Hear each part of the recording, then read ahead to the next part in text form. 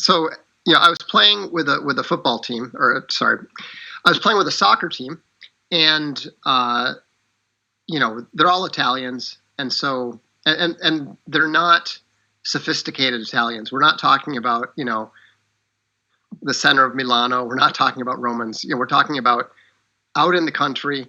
They actually speak in a dialect that you can't understand at all, even if you speak Italian. Right. And so, we're not talking about a group of intellectuals here. They're also incredibly foul-mouthed.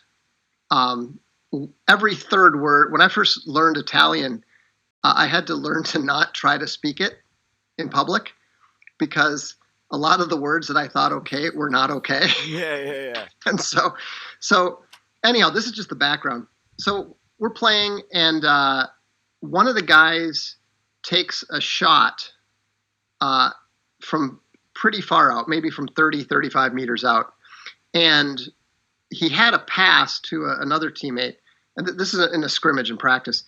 And so the guy that he did not pass to is screaming at him and cussing at him. Why didn't you pass it?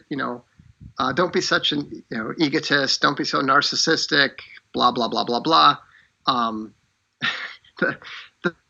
They have this one particular phrase that they use, tarzanello, which refers to people who don't clean themselves, who are hairy and don't clean themselves properly after going to the bathroom. Oh, yeah.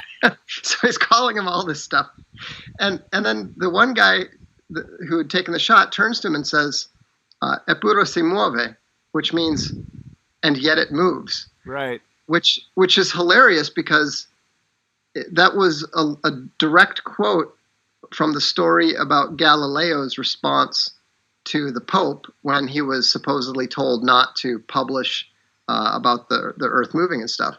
And so the idea that the Italian, whatever dude, is actually a quote that's hundreds of years old from history.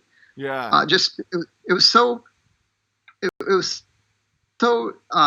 discongruent that these foul-mouthed peasants would be dropping Galileo quotes. And yet it moves. Yeah, and that's brilliantly funny too.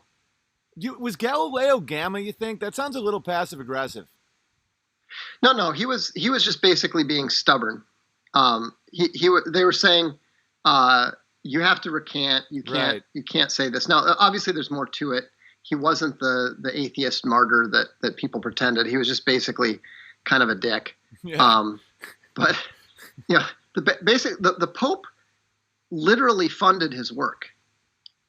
And then he turned around and used the Pope as a figure of fun in his dialogue. So it wasn't about the actual ideas. It was about the fact that he had used the Pope as a butt of a joke. Interesting. And so, anyhow, when they told him to recant, now, and this is not, just so you know, the actual quote is not real. It's historical fiction. But it's very, very well-known, famous historical fiction that dates back hundreds of years. And so, it's even though it's not true, it is an interesting story. Was it written in a ballpoint pen? Yeah, actually, a little-known fact, but Galileo actually dated Anne Frank.